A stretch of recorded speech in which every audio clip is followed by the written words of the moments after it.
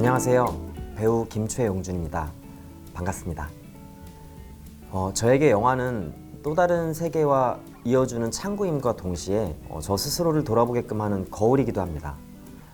영화 속 수많은 인물들의 삶에 한껏 이입해서 영화를 보고 나면 다시 저의 삶으로 돌아와 저를 돌아보게 됩니다.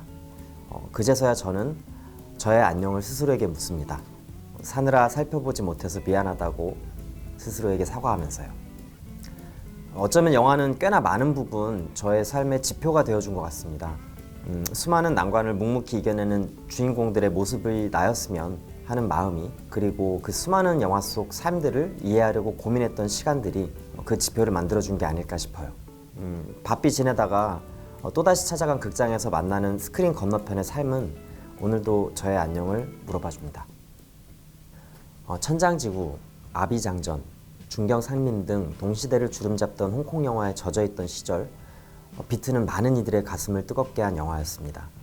물론 저는 개봉 시점에는 보지 못했지만요. 그 시절이 고스란히 담겨있는 이 영화는 보는 것만으로도 80년대생들의 그 시절을 떠올리게 하는데요. 소소한 추억을 함께 쌓는 친구부터 생사를 함께하는 친구의 우정, 누군가는 잠깐의 불장난으로 치부할 수 있을지도 모르지만 한껏 진지한 사랑과 또 뒤틀린 사랑, 폭력을 원치 않는 이의 폭력과 같은 아이러니까지 저에겐 모두 굉장히 매력적인 요소였고, 특히 아주 어릴 때부터 바이크를 좋아하던 저에게 주인공 이민의 바이크를 타는 그림과 같은 모습은 아마 가장 매력적인 요소이지 않았나 싶습니다. 많은 이들이 꼽는 명장면은 다 이유가 있겠죠. 나는 냉면처럼 가늘고 길게 살고 싶어. 인생은 한 방을 외치는 많은 사람들에게 반하는 얘기를 하는 주인공은 조직의 간부가 된 절친과 트라우마로 인해 온전치 못한 여자친구, 그리고 늘 세상에 을이 되어야 했던 또 다른 절친 등 주변 인물들로 인해 인생의 굴곡이 해일처럼 요동치다가 안타깝게도 그가 원하는 가늘고 긴 삶을 살진 못하고 비극적으로 생을 마칩니다. 싸움을 잘하기에 강해 보이는 주인공은 사실 무엇을 해야 될지, 어디로 가야 될지 갈피를 잡지 못하는 강아지 같은 강한 척하는 사람입니다. 그렇기에 좋아하는 사람들에게 순정을 바쳤고 온 마음 다했습니다. 내가 살고 싶은 혹은 살아내고 싶은 삶은 무엇일까요? 그러기 위해 나는 무엇을 해야 되고 또 무엇을 포기해야 될까요? 이런 질문을 스스로에게 하기엔 너무 어렵고 무지했던 주인공 민의 젊은 삶을 애도하며 저는 제가 살고 싶은 삶을 되돌아봅니다. 타협하고 있는 것은 없는지, 그 타협은 제가 원하는 목표를 위한 것인지, 앞으로 무엇을 해야 되는지, 정말로 원하는 것이 무엇인지를 생각하면서 말이죠. 절친한 학교 친구 기태, 희준, 동유는 많은 시간을 함께합니다. 그중 표현이 서툴고 감정을 잘 다스리지 못하는 기태는 본인의 결핍을 친구들에게서 채우고 해소하는데요. 그런 기태는 친구들에게 돌이키기 힘든 실수를 저지르고 친구들과 연이 끝났다고 느낀 그는 극단적인 선택을 하게 됩니다. 너까지 나한테 이러지 마. 진짜 제발. 청소년기라는 감정적, 정서적으로 가장 불안하고 불완전한 과도기의 시기에 어른들은 무엇을 그들에게 제공할까요? 기태는 일을 해야만 하는 아빠, 그리고 엄마의 부재로 인해 대부분의 시간 방치됩니다. 그만큼 기태는 친구들과 더 시간을 보내고 서로를 마음으로 위하고 그들은 곧 다른 형태의 가족으로 보이기도 합니다. 하지만 그 누구도 어떻게 지내야 하는지, 무엇이 상처가 될 수 있는지 그들에게 알려주지 않았습니다. 희준에게 실수한 기태는 배려 없는 일방적인 사과를 합니다. 그리고 그 사과를 받아주기를 강요하는데요. 친구들 간의 감정의 골은 걷잡을 수 없이 깊어집니다. 날선 대화들로 그 관계가 끝이 나는 그 과정은 보는 내내 속상할 뿐이죠. 이해하려는 작은 관심과 배려만 있었더라면 이 세 친구는 언젠가 그 시절의 이야기를 공유하는 오랜 친구로 남을 수 있지 않았을까요? 사람과 사람, 그 사이의 대부분의 일은 대화를 통해 해결할 수 있고 해소될 수 있다고 생각합니다. 그 방법을 알려준 어른들이 없었기 때문에 기태는 세상을 떠났다고 생각하고요.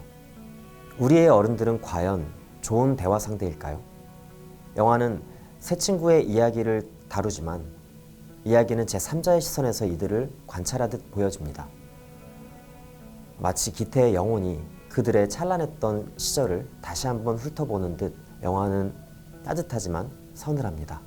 남은 사람들의 모습도 굉장히 현실적으로 그려낸 것 같아 더욱 안타깝습니다. 문제의 중심에 서 있는 기분이 든다면 대화를 해보면 어떨까요? 마이는 고국에 있는 가족을 위해 한국 남자와 국제 결혼을 해서 한국에 오게 됩니다. 하지만 그는 마이를 폭행하는데요. 이를 보던 동네 백수 수영은 마이를 구해주고 둘은 무작정 서울로 떠납니다.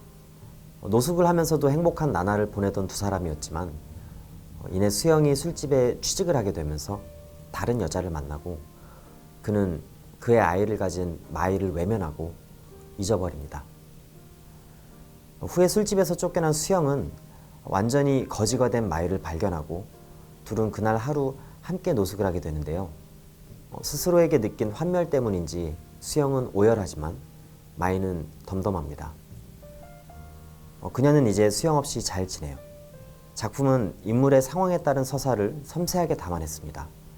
특히 태국에서 한국으로 넘어온 이주 여성 마이의 망만대해에 놓인 것 같은 불안하고 두려운 마음은 관객에게 고스란히 전달됩니다. 처음 접하는 세상은 누구에게나 불안함을 줍니다. 그것이 무엇이든 누구든요. 새로운 것을 즐기는 사람도 있겠지만 그건 새로운 것들이 나쁘지 않게 흘러갈 경우에 국한됩니다.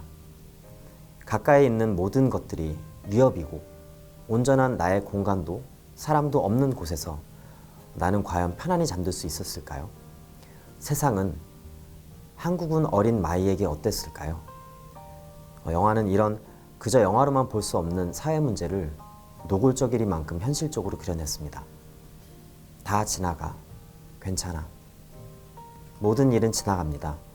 하지만 어떤 일은 머릿속에 또 가슴에 뚜렷한 흉터로 아주 오랜 시간 동안 머물기도 합니다. 불안하고 두려움에 떨어였던 마이는 홀로 그 시간을 너무 오래 견뎌야 했습니다. 그리고 그 시간 동안 받았던 상처들이 너무나도 많아 누더기처럼 되었고 그 흉터들은 굳은 살이 되어 마이는 단단해져요. 단단한 그녀를 보고 있자니 외로웠을 마이의 시간들이 떠올라 목이 메입니다. 강해 보이는 사람도 너무 이성적이라 감정이 없어 보이는 사람도 남의 얘기라고는 듣지 않을 것 같은 사람도 전부 상처받습니다. 퉁명스러운 누군가 만나면 그 전에 받았을 상처에 대해 생각을 해볼 필요가 있지 않을까요? 모든 일은 지나갑니다. 찬란했던 순간도 참담했던 순간도 그러니 지금을 살아야겠죠. 지나간 모든 것들은 그대로 의미가 있는 것이니 지금 최선을 다해서 살아내요. 마이가 그랬듯. 영화 분장의 주인공 무명배우 송주는 아주 유명한 연극의 주인공 트랜스젠더 주디 역의 오디션을 위해서 성소수자에 관한 다큐멘터리를 찾아보고 또 그들을 찾아가기까지 합니다. 그런 노력 끝에 송주는 결국 주디 역을 맡게 되는데요. 맡은 배역을 보다 깊이 이해하기 위해 더 나은 연기를 위해 주인공은 트랜스젠더 이나의 도움을 받아 성소수자 모임에 참여하고 트랜스젠더 클럽도 다니게 됩니다. 그러면서 그는 그들을 점차 이해해 간다고 생각하는데요. 하지만 그의 친동생이 동성을 사랑한다는 사실을 알게 되면서 깊은 혼란에 빠지고 맙니다. 저는 진실만을 말하는 사람입니다. 영화 내내 주인공 송주는 진정성을 강조합니다. 그 진정성을 위해 진정으로 이해해야 한다고 생각합니다. 하지만 이해한다는 것은 무엇일까요? 우리는 너무 쉽게 누군가의 상황을 이해해야 한다고 얘기하는 건 아닐까요? 주인공 송주는 최선을 다해 이해하려 하지만 마음 한켠에서 그것을 받아들이지 못해요. 어쩌면 그는 애초에 선택적으로 이해하고 있던 것은 아닐까요? 그로 인해 송주는 공연을 하면서도 혼란스러운 모습을 보이기 시작합니다. 하지만 아이러니하게도 그가 그러면 그럴수록 관객들은 환호합니다. 더욱 혼란에 빠진 송주는 지워지지 않는 분장을 지우려 발버둥칩니다. 알고 있는 것과 이해한다는 것은 엄연히 다른 영역입니다. 이 영화는 그런 오류를 주인공의 서사에 굉장히 섬세하게 잘 녹여냈습니다. 스스로가 보다 나은 사람으로 비춰지기를 원하는 욕망으로 인해 저지르게 되는 위선이 그것이죠. 하지만 위선은 주인공 송준처럼 스스로 느끼지 못하는 경우가 많은 것 같습니다. 그렇기에 우리는 계속해서 경계해야 하고 스스로에게 질문해야 하지 않을까요? 어떠한 것에 있어서 이게 내가 이해하는 것인지 그저 알고 있는 것인지를 말입니다. 혹시 모를 어딘가에 있을 나의 위선은 무엇일까요? 네, 경찰 공무원 시험을 준비하는 주인공 경학은 취업 준비 중인 여자친구 혜진과 동거를 합니다. 사실혼 관계라고 봐도 무방할 정도로 둘의 동거는 자연스러워 보이고 예뻐 보이기까지 합니다. 넉넉한 형편은 아니지만 둘은 함께 미래를 그리며 하루하루 최선을 다해 살아내죠. 하지만 불행히도 경학은 엄마의 빚을 갑자기 떠안게 되며 생활 전선에 뛰어들게 되는데요. 공교롭게도 그 시기 혜진은 취업을 하게 됩니다. 2주 전부터 입술을 질끈 물었습니다. 이 예쁜 청춘에게 세상이 너무 가혹하게 느껴졌습니다. 둘은 함께 미래를 그리며 지내는 모습이 예쁘기만 한데 그들에게 닥칠 미래가 그리고 현재가 너무 아픕니다. 이거보다 내가 어떻게 더 열심히 살아야 되는데 무슨 말인 줄 알면서 날선 말을 하게 되는 경학과 그런 경학이 상처받지 않았으면 하는 마음에 최대한 조심스럽게 경학을 대하는 혜진이 너무 아려옵니다. 가장 가깝던 두 사람이 가장 가까이에서 서로에게 주고받는 상처가 보는 것만으로 너무 쓰리죠. 눈빛만 봐도 서로를 이해할 수 있을 만큼 서로를 가장 잘 알기에 현재하는 공기의 온도가 겨울의 바람보다 더 차갑습니다.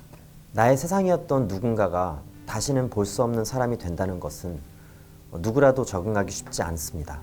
고개만 돌리면 떠난 사람의 흔적이 보이는 공간은 겪어본 사람만이 알 수 있는 블랙홀 같은 게 아닐까요?